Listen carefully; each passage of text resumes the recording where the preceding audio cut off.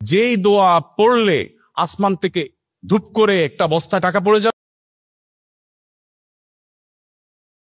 আপনি ঋণ দিয়ে দিবেন, আপনার স্থাবর সম্পত্তিতে হাত দেওয়া লাগবে না। অনেক লোক বলে, হুজুর ঋণ পরিশোধের আমল শিখাইয়া দেন। আমার বিয়ে উপলক্ষে 8 ভরির বেশি স্বর্ণের মালিক হই আমি।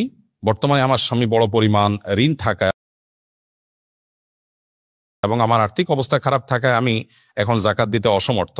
আমি যদি 3 থেকে 5 বছর পর স্বাবলম্বী হওয়ার পর জাকাত দেই, তাহলে এক্ষেত্রে বিলম্বে জাকাত প্রদানের ইসলামের বিধান কি? জাকাত ওয়াজিব আলাল ফওর। ইসলামী ফিক অনুযায়ী যখন জাকাত আবশ্যক হয় তখনই দিতে হয়। যদি আপনার মনে হয় যে এখন জাকাত দেওয়ার মতো ব্যক্তি আপনি খুঁজে পাচ্ছেন না বা আরো উপযুক্ত ব্যক্তি পাবেন, তাহলে টাকা আলাদা করে রাখলেন, হিসাব আলাদা করে রাখলেন, একটু পরে দিলেন, ঠিক আছে। বাট শুধুমাত্র আমার এখন দেওয়ার মতো টাকা নেই, এই অজুহাতে আপনি জাকাত 2-4 বছর পিছাতে পারবেন না। আপনার 8 ভরি স্বর্ণ থেকে খুব সামান্য পরিমাণ বিক্রি করলে কয়েক বছরে জাকাতের টাকা হয়ে যাবে। আমরা বেশিরভাগ মানুষ চাই আমারটা আমার কাছে থাকুক, আমি এক্সট্রা ফাওটা দিয়ে কোন রকম জাকাত দেওয়ার চেষ্টা করব।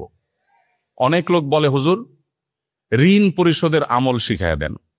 আমি বলি, ঋণ পরিশোধের আমল হলো স্থাবর অস্থাবর সম্পত্তি বিক্রি করে ঋণ দিবেন, এটা হলো ঋণ পরিশোধের আমল। বলে, না হুজুর সেটা না তো, আমি দোয়া চাইছি, একটা দোয়া শিখাই দেন। তাই আমি বলছি, আমি বুঝছি, আপনি চাচ্ছেন আমি এমন কোন দোয়া শিখাই দিই যেই দোয়া পড়লে আসমান থেকে ধূপ করে একটা বস্তা টাকা পড়ে যাবে, আপনি ঋণ দিয়ে দিবেন, আপনার স্থাবর সম্পত্তিতে হাত দেওয়া লাগবে না। আপনি সেই দোয়া চাচ্ছেন।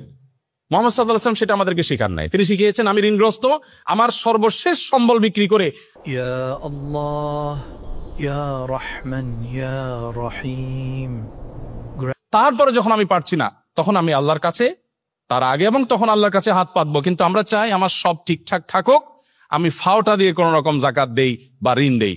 এটা মুসলিম সুলভ চিন্তাধারা বা মানসিকতা নয়। নবী সাল্লাল্লাহু আলাইহি ওয়াসাল্লাম বুখারীর হাদিসে বলেছেন, কিয়ামতের আলামত সমূহের মধ্যে থেকে একটা হলো জাকাতকে মানুষ জরিমানা মনে করবে, দণ্ড মনে করবে, দিতে চাইবে না। জাকাত দিতে পারা তো সৌভাগ্যের, এটা আমার আখিরাতের অ্যাকাউন্টে জমা হচ্ছে, আমি সওয়াব পাবো।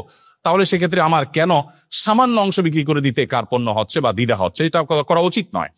অবশ্য মেয়েদ, এখানে প্রশ্ন বোঝা যাচ্ছে না, আপনার স্বামীর ঋণ আছে তাতে আপনার কি? আপনার স্বামীর ঋণ আছে তাতে আপনার কি? মুশকিল হলো স্বর্ণের মালিক আসলে কে, এটা ক্লিয়ার না। এটা কি নারী নিজে না তার স্বামী?